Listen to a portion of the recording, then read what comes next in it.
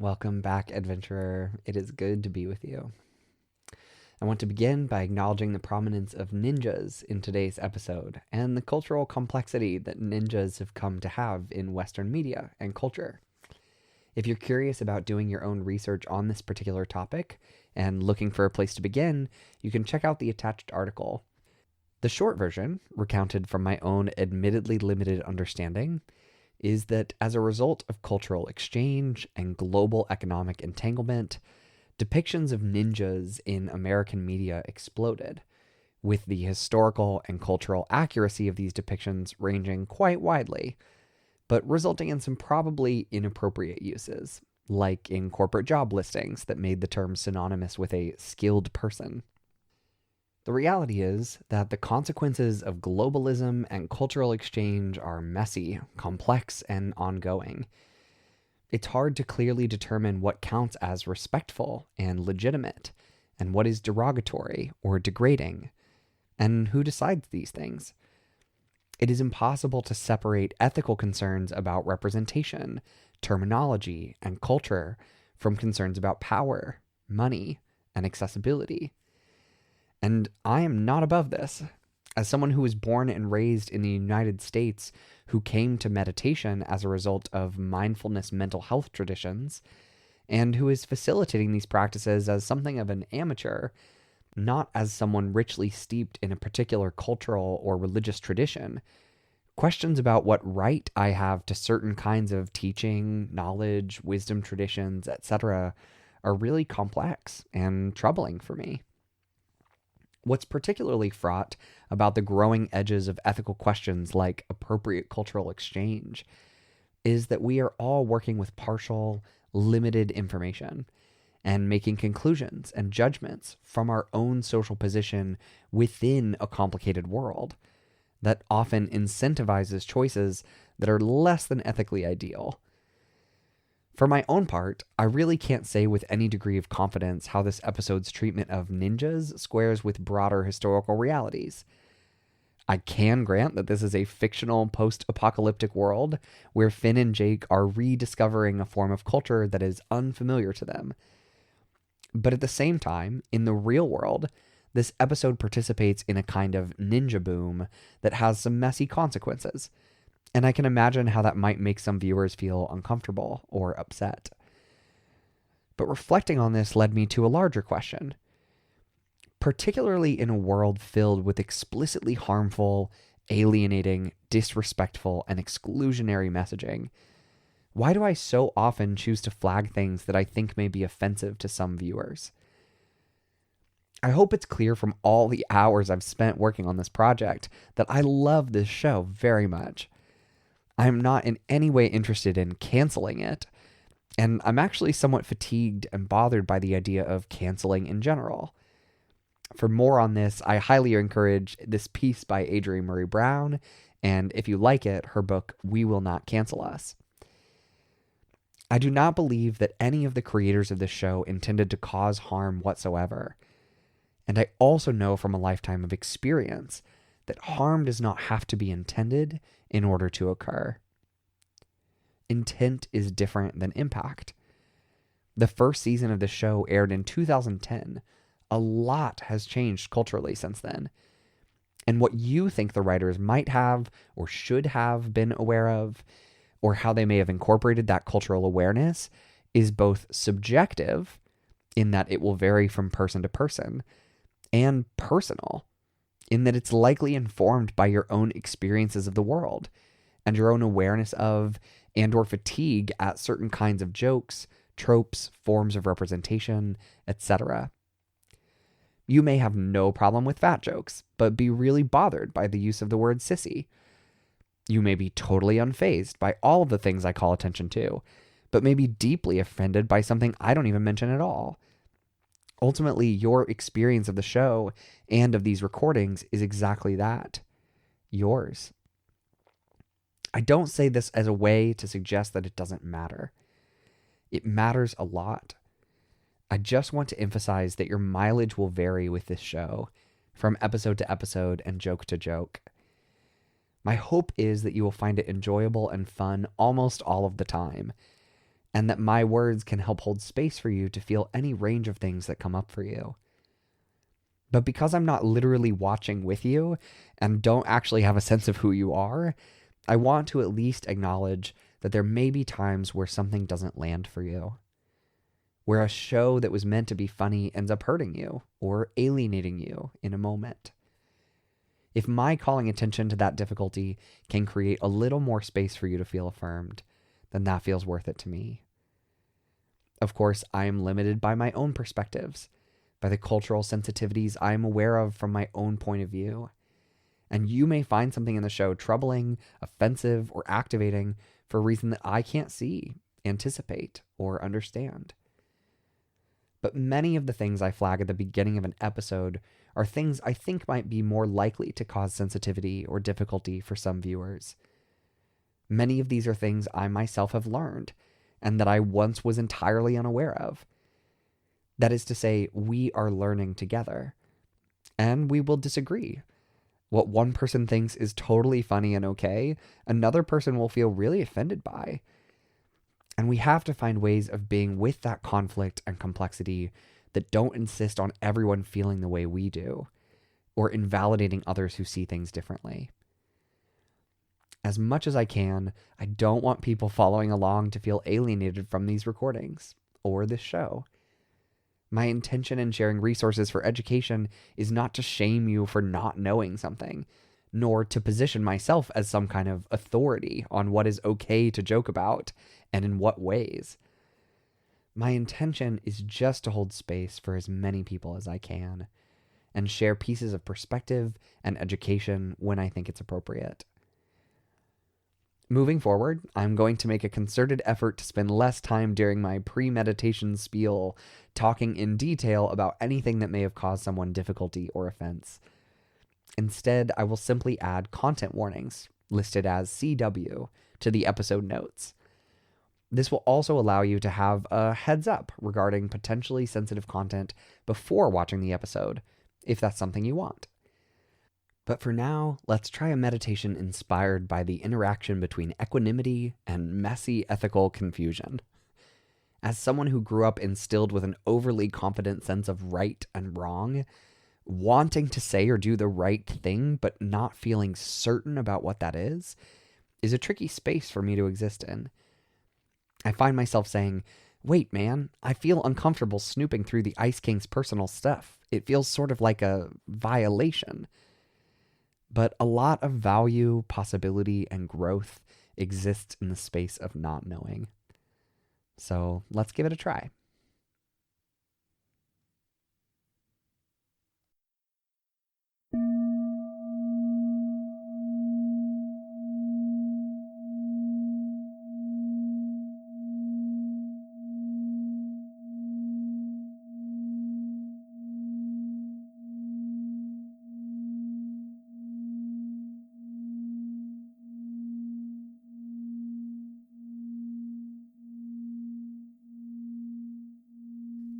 So here at the beginning, you can begin with a couple deep intentional breaths.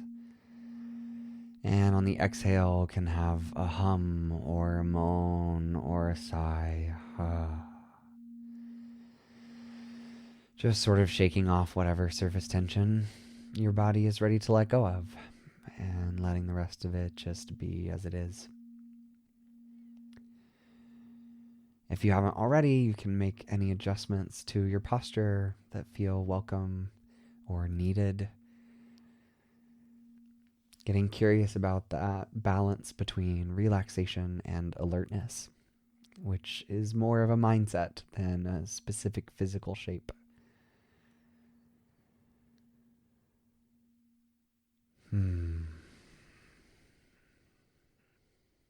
Just inviting your body and attention to arrive in this moment.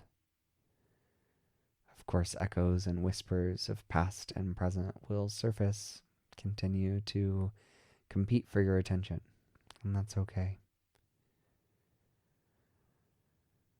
When you notice, you can so gently bring it back, and it can help to have an anchor point for this. the very last bit of the exhale or sounds in your room or the feeling of your body touching the ground, touching itself.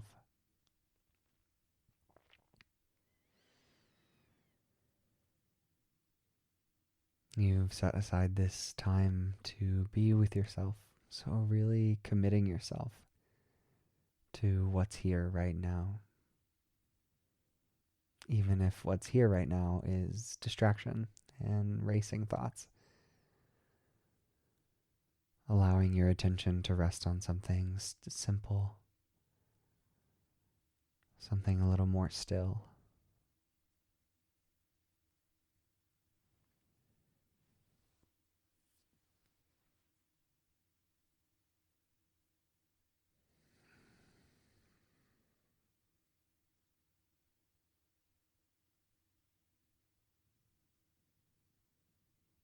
Of course, attention will wander. That's what it does. You notice and you bring it back as gently and kindly as you can.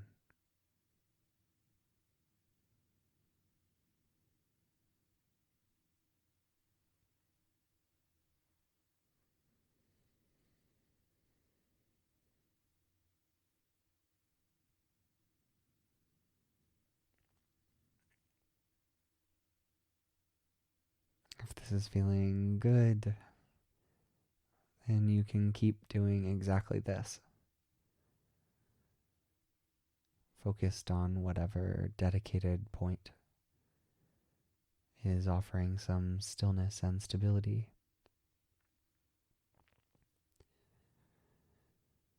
But if you'd like to experiment with something else, then I invite you to bring to mind a sense of not knowing, a sense of uncertainty.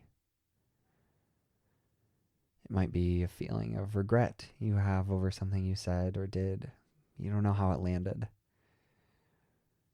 It might be a decision you have to make, or some ethical quandary that is plaguing you. Or it might even just be some mysterious thing about the world that you don't know, that you can't know. Even simply the fact that there's a whole world out there of experiences that aren't yours. You don't need to worry at all about the thing that you choose. The thing you choose is not as important as the feeling of not knowing. That feeling of uncertainty, which can be scary and hard. You may find that your body tightens in some places, braces, or kind of tangles itself as it tries to figure something out. Uncertainty can feel like fear or threat.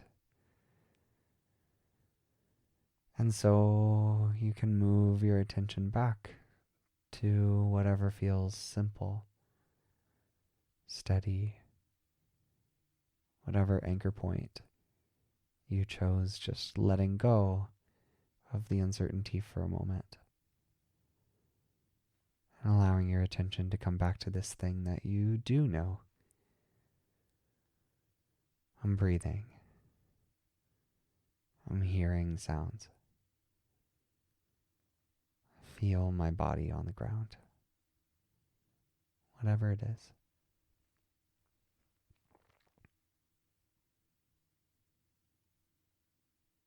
And once again, if that feels good, then stay there in that simple stillness. Or not stillness, or whatever it is.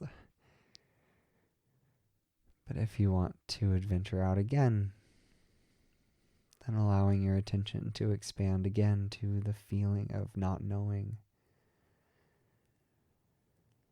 And this time trying to get really particular about where you feel it in your body. Where does not knowing live?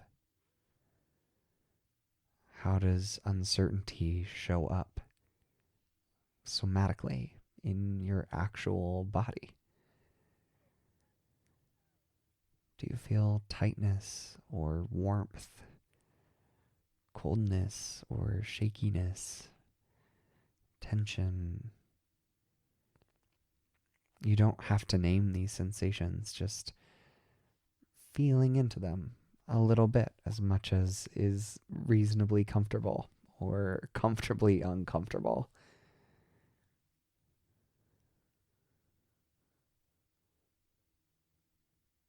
And giving a sense of it being okay to feel this. That this tightening or scrunching or bracing is the body's natural way of keeping you safe, of contending with uncertainty. And the invitation of equanimity is to allow it to be present. Not to push it away or work to change or even alleviate it. Getting curious about what it feels like makes it less scary, offers clear insight and feedback about how uncertainty shows up for you right now.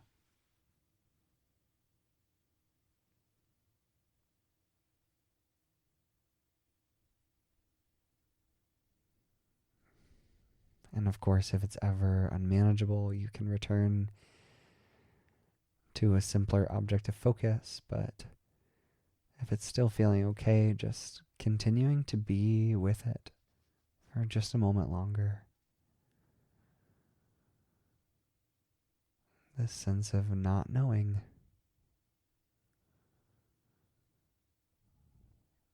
The real limits. The ways in which the world exceeds us.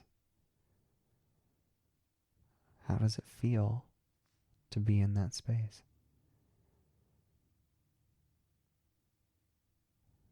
And can you be okay even if it doesn't feel okay?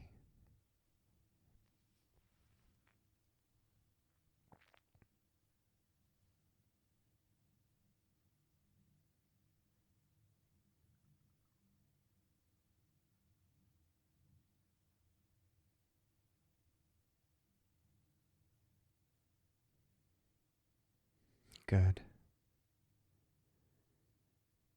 And now, wherever your attention is, bringing it back to something that feels familiar, comfy, steady. Maybe that anchor point, or maybe a sense of gratitude to yourself for taking this time, or to other forms of support in your life. Things you're excited about that may be coming ahead. Or maybe a simple physical touch, giving yourself a hug, or rubbing some part of you, tapping some part of you, offering your body a little bit of direct self-soothing comfort through direct self-stimulus. As you slowly come back to this moment, which entails so much, but allowing your focus to be a little simpler, a little more organic. And maybe connecting with a sense of power, however small or big, for taking this moment to lean into some discomfort, for getting familiar and a little more cozy with uncertainty.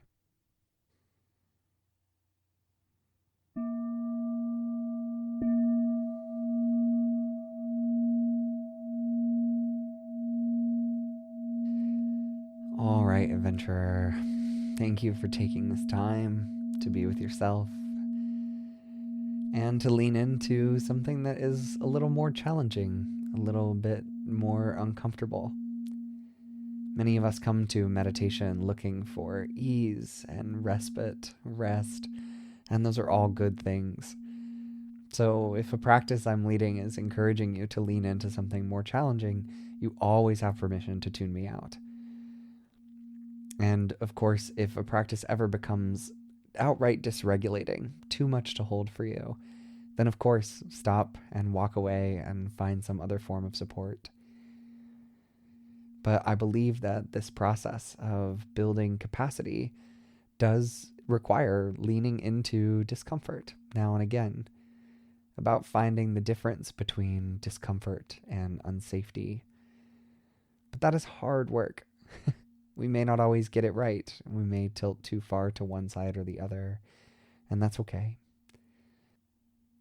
And the hope is that with practice, we can build the skill of equanimity through meditation, an ability to be more okay with the whole range of things that occur in our experience, many of which can be really hard.